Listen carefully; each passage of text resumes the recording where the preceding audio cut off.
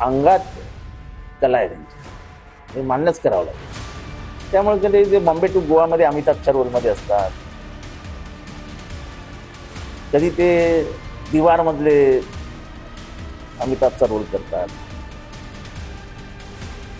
कधी ते शोलेमधला रोल करतात, कधी कालियामधला रोल करतात, कधी एकदम कालीचरणमधला रोल करतात शत्रुघ्न सिन्हाचा। त्यामुळे ते अशा विविध भूमिकांमध्ये येत असतात ते, आणि ते राजकारणाला चित्रपट समजतात।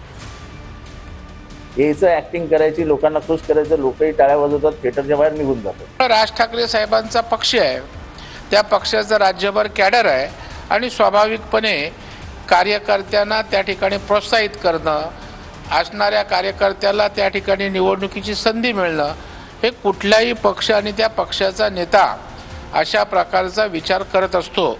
आणि त्याच्यामुळे राज ठाकरे साहेब जर 200 सव्वा 200 जागा लढवणार असतील तर त्यात काय गैर मानायचं कारण नाही। देवेंद्रजी म्हणाले की मनसे म्हणजे मतदार नसलेली सेना आता उनसे झालेली आहे, अर्थात उमेदवार नसलेली सेना।